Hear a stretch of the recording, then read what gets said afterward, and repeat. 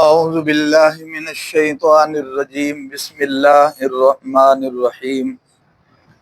وَإِنَّ لَكُمْ فِي الْأَنْعَامِ لَعِبْرَةً نُسْقِيكُم مِّمَّا فِي بُطُونِهِ مِن بَيْنِ فَرْثٍ وَدَمٍ لَبَنًا خَالِصًا سَائِغًا لِّلشَّارِبِينَ وَمِن ثَمَرَاتِ النَّخِيلِ وَالْأَعْنَابِ تَتَّخِذُونَ مِنْهُ سَكَرًا وَرِزْقًا حَسَنًا إِنَّ فِي ذَلِكَ لَآيَةً لِقَوْمٍ يَعْقِلُونَ وَإِنَّ لَكُمْ فِي الْأَنْعَامِ لَعِبْرَةً، اور بے شک تمہارے لیے چوپاؤں میں لعبرہ، عبرت کا سامان ہے، غور کا سامان ہے۔ عبرت کہتے ہیں ایک چیز میں غور کرنے کے بعد دوسرے مضمون کو سمجھ جانا، ایک چیز میں غور کر کے دوسرے مضمون کو، دوسری بات کو سمجھ لینا، اس کو عبرت کہتے ہیں، یعنی ایک بات سے دوسری بات کی طرف عبور کرنا، ٹھیک ہے؟ تو یہاں عبرت کا سامان ہے، بے شک یعنی تمہارے لیے سوچنے کا مقام ہے، سوچنے کا سامان ہے، بے شک، اور بے شک تمہارے لیے چوپاؤں میں لعبرہ، غور کا سامان ہے، سوچنے کا سامان ہے، عبرت کا سامان ہے۔ نسقیکم مما فی بطونہ، ہم پلاتے ہیں تمہیں ان کے پیٹوں میں سے، درمیان گوبر اور خون کے، درمیان گوبر اور خون کے، یعنی گوبر اور خون کے درمیان سے ہم پلاتے ہیں تمہیں ان کے پیٹوں سے، خون اور گوبر کے درمیان سے، لبنن خالصن، خالص دودھ، لبنن خالصن، خالص دودھ، سائغا للشاربین، خوشگوار ہے پینے والوں کے لیے، یا اس کا معنی آپ خوش ذائقہ بھی کر سکتے ہیں، سائغن، خوش ذائقہ ہے پینے والوں کے لیے، یعنی اس کا ذائقہ جو ہے وہ برا نہیں ہے، کوئی مجبوری سے پینے والی شے بطور غذا کے نہیں ہے، بلکہ لذیذ بھی ہے، خوراک تو ہے ہی اور لذیذ بھی ہے، خوشگوار بھی ہے، خوش ذائقہ بھی ہے۔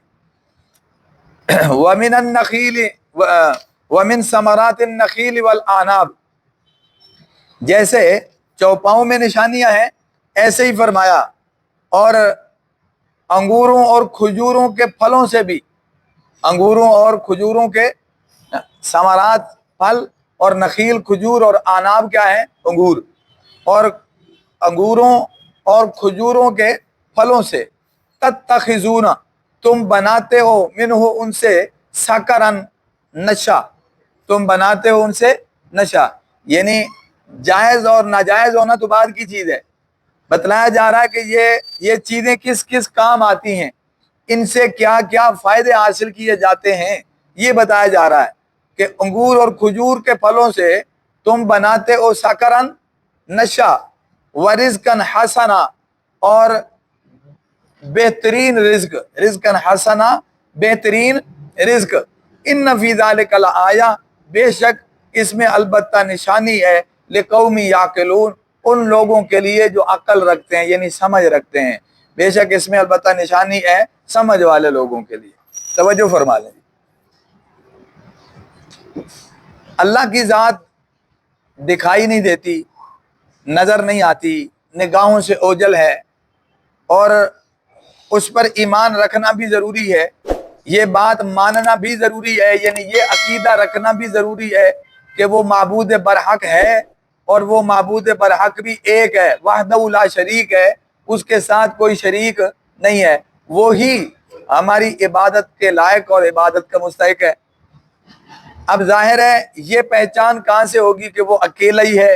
اس کے ساتھ کوئی شریک نہیں ہے،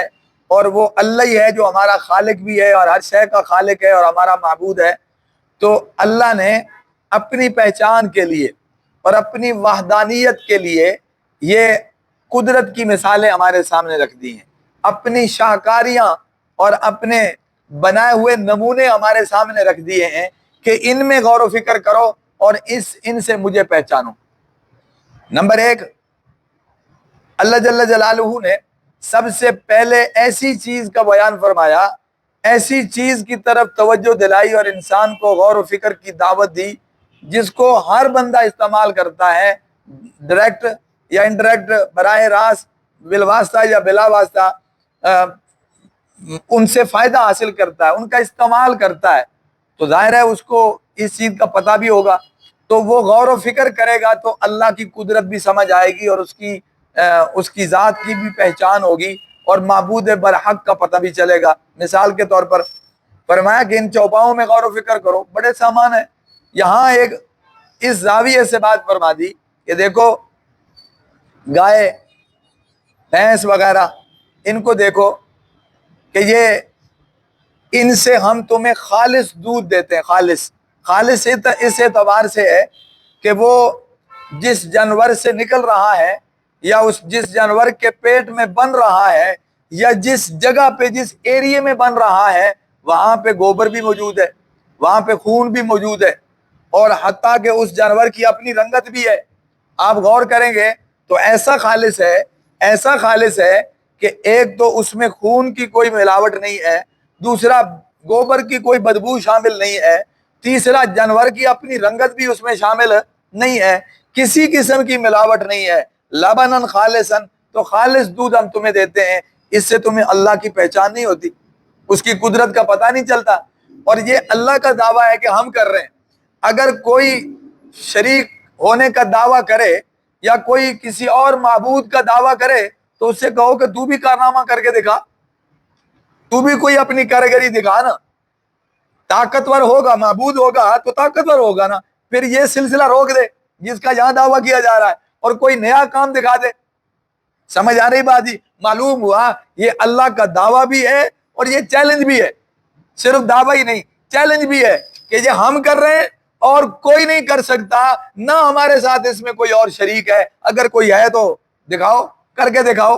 جیسے قرآن پاک میں بھی اور احادیث مبارکہ میں بھی وضاحت موجود ہے کہ یہ سورج چاند اللہ کے بنائے ہوئے ہیں اور اسی کے حکم سے چل رہے ہیں۔ اللہ کا دعویٰ یہ ہے، رب ذوالجلال کا دعویٰ یہ ہے کہ ہم اس کو مشرق سے نکالتے ہیں، مغرب میں ہم اسے ڈبو دیتے ہیں۔ تو کوئی اگر دعوے دار ہے کہ بھائی میں بھی معبود کہلانے کا حقدار ہوں، یا اس کی عبادت کرنے والا کوئی دعوے دار ہے کہ جی فلاں بھی میرا معبود ہے، وہ بھی ایسا کر سکتا ہے، تو اسے کہو نا تم الٹا چلا دے، تو مشرق سے بجائے نکالنے کے تو مغرب سے نکال دے، پتہ چلے نا کہ بھئی تیرا بھی کارنامہ، تو بھی معبود کہلانے کا حقدار ہے۔ تو صرف دعویٰ ہی نہیں ہے، چیلنج بھی ہے کہ بھئی ہم یوں کر رہے ہیں، کوئی اس کے الٹ کر کے دکھا دے، ہم یوں دودھ نکال رہے ہیں خالص اور اس میں گوبر اور خون کی کوئی ملاوٹ نہیں ہے، تو کوئی ہے تو اس کا الٹ کر کے دکھا دے یا کہیں اور سے یہ کارنامہ دکھا دے۔ معلوم ہوا یہ اللہ جل جلالہ کی قدرت ہے، اسے پہچانے تو یہ نشانیاں کافی ہیں، یہ دلیلیں کافی ہیں، یہ مظاہر قدرت اس کو پہچاننے کے لیے کیا ہے؟ کافی ہے۔ تو اس لیے فرمایا سائغ للشاربین، اور یہ ایسی نعمت ہے کہ جو لذیذ اور خوشگوار ہے پینے والوں کے لیے، کہ ایسا بھی نہیں ہے کہ مجبوری سے پئیں، بلکہ دودھ کا ذائقہ ایسا ہے کہ جن کو خالص دودھ پینے کی عادت پڑ جائے وہ ملاوٹ والا پی نہیں سکتے۔ ہمیں ملاوٹ والی چیزوں کے استعمال کی عادت پڑ گئی ہے، ہم خالص چیزیں نہیں کھا سکتے۔ ہمارے استاد کہتے تھے نہ ہمیں خالص دین پچتا ہے، نہ ہمیں خالص خوراک پچتی ہے، خالص مسئلہ بتا دو لڑائی ہو جائے گی، اڈو بھی سخت دین نہیں ہے۔ پھر یہ باتیں لے آتے ہیں، وہ دین سخت تو جتنا ہے اتنا ہی ہے، اور جتنا نرم ہے اتنا ہی ہے۔ علماء اس کو نرم اور سخت تھوڑا کرتے رہتے ہیں، علماء دین بنانے والے نہیں، دین بتانے والے ہیں۔ وہ جتنا نرم کرنا تھا کر دیا، جتنا سخت کرنا تھا اللہ نے کر دیا، اب دین مکمل ہے، اس میں نرمی سختی کا کوئی سوال نہیں۔ علماء کے ہاں کرنے سے نہ نرم ہوگا نہ گرم ہوگا، تو اس لیے یہ تو لوگوں کے محض تانے اور خام خیالیاں ہیں۔ تو حقیقت کیا ہے؟ حقیقت یہ ہے کہ ہم لوگ واقعتاً ملاوٹ کے عادی ہو گئے ہیں، تو ہمارے ایمان میں بھی دین میں بھی ملاوٹ، اور اسی طرح ہماری خوراکوں میں بھی کیا ہے؟ ملاوٹ ہے۔ تو اللہ نے تو خالص دیا ہے، لبنا خالصا سائغا للشاربین، اس لیے اسے ملاوٹ کر کے بیچنے کی ممانعت کی گئی ہے کہ اللہ کی نعمت ہے، اسے ملاوٹ کر کے مت بیچو، اللہ نے خالص دیا تو خالص، ہاں جس نے پینا ہو وہ پانی ملا لے، استعمال کیا جا سکتا ہے، ورنہ آپ چائے بھی نہیں بنا سکتے اگر ملاوٹ نہیں کریں گے تو۔ سمجھ آ رہی باجی؟ کچی بنائی جا سکتی ہے اور اس کا استعمال ہو سکتا ہے، خرید و فروخت اس کی ملاوٹ کر کے جائز نہیں ہے، منع ہے، گناہ ہے۔ سمجھ آ رہی بات جی؟ تو اس لیے یہ جرم عظیم ہے۔ بہرحال ایک تو یہ، دوسرا دیکھیں کھجوریں اور انگور دیکھیں، چونکہ ان سے نشاور چیزیں بھی بنتی ہیں اور یہ خوراک کا ذریعہ بھی ہیں، آمدن اور نفع کا ذریعہ بھی ہیں، اور اللہ کی قدرت کو پہچاننے کے لیے یہ ایک نمونے بھی ہیں۔ دیکھو کھجور کا درخت کتنا بڑا ہے اور کہاں پھل لگے ہوئے ہیں، اور انگور کی بیل ہوتی ہے جناب، کتنے پھل لگے ہوئے ہیں۔ اللہ کی قدرت ہے نا، آپ اسے دیکھیں، دنیا اس کا توڑ نہیں نکال سکتی۔ اور پھر اس میں خوراک بھی ہے اور اس میں نشہ بھی ہے. چونکہ جب یہ آیت نازل ہوئی ہے تو اس وقت تک یہ اس سے نشہ بنایا جاتا تھا, کھجور سے بھی اور انگور سے بھی, اور نشے کا استعمال ہوتا تھا. مثال کے طور پر مکی زمانے میں ہوتا رہا, اور احد کے زمانے تک, جب جنگ احد غزوہ احد ہوا ہے اس وقت تک بھی شراب کیا تھی, جائز تھی, منع نہیں تھی. بلکہ بعض علماء نے تو لکھا ہے کہ اس وقت بھی کئی لوگ پی کر گئے ہیں, کیونکہ منع جو نہیں تھی ابھی تک, اس کے بعد جا کر کیا ہے ممانعت آئی ہے. تو جب یہ آیت کا نزول ہے اس وقت تک چونکہ کھجور اور انگور کا جہاں استعمال بطور رزق کے ہو رہا تھا, وہاں ان کا استعمال بطور نشے کے بھی ہو رہا تھا, اور اس مشروب کے طور پر بھی ان کا استعمال ہوتا تھا. اس لیے اس کا ذکر کر دیا ہے. یہاں جائز اور ناجائز نہیں بتایا جا رہا کہ اس میں جائز کیا ہے اور ناجائز کیا ہے, وہ مسئلے اپنی جگہ پر. یہاں صرف بتایا جا رہا ہے کہ اس سے کیا کیا فائدے حاصل کیے جا رہے ہیں یا کیے جاتے رہے ہیں. تو اس لیے یہ بھی اللہ جل جلالہ کی نعمت ہے کہ اللہ نے کھجوروں اور انگوروں جیسے تحفے تمہیں عطا فرما رکھے ہیں. کھجور کی اپنی لذت ہے, انگور کی اپنی لذت ہے, اس کا اپنا ذائقہ ہے اور اس کا اپنا ذائقہ ہے. اور کھجور بھی اور انگور بھی کئی شکلوں میں استعمال ہوتی ہے. اب انگور کو آپ خشک کرتے ہیں تو کشمش بن جاتی ہے, اور کھجور کو آپ خشک کرتے ہیں تو چھوارا بن جاتا ہے. تو کتنی شکلوں میں اس کا بھی استعمال ہے, اور کتنی شکلوں میں پھر دوائیوں میں اس کا استعمال, خوراکوں میں اس کا استعمال, طب میں اس کا استعمال, اور حدیثوں میں کثرت کے ساتھ کھجور کا ذکر موجود ہے. تو مقصد بات کرنے کا ہے, صرف دعوت فکر دینا مقصود ہے کہ یہ اللہ کی نعمتیں ہیں اور اللہ کی تخلیقیں ہیں اور اللہ جل جلالہ کی یہ قدرتیں ہیں. اللہ کو پہچاننا ہو تو ان چیزوں میں غور و فکر کرو تو اللہ کی کیا ہو جائے گی, پہچان ہو جائے گی کہ جی ہمارا خالق ایسا ہے جو یہ کام کر سکتا ہے, تو پھر وہ ہمارے چھوٹے چھوٹے مشکل کام بھی کر سکتا ہے, بلکہ وہ کوئی مشکل رہتے ہی نہیں. جس اللہ کی اتنی قدرت ہے کہ کھجور اور انگور جیسے درخت اور اسی طرح جانوروں سے خالص دودھ کو نکالنا, تو جو اللہ ایسے کام کرنے والا ہے, ایسی قدرت اور طاقت والا ہے, وہ ہمارے کام بھی کیا ہے وہ کر سکتا ہے. ہمیں اللہ کی ذات پر بھروسہ کرنا چاہیے اور یقین کرنا چاہیے اور اسی سے مدد مانگنا چاہیے, کیونکہ وہی قدرتوں اور طاقتوں والا ہے. وہ بگڑیاں بنا سکتا ہے اور وہ مشکلیں حل کر سکتا ہے, ہمارے کام کر سکتا ہے, ہمارے لیے آسانیاں پیدا کر سکتا ہے. تو اللہ جل جلالہ سمجھ نصیب فرمائے. اللہ عمل کی توفیق عطا فرمائے.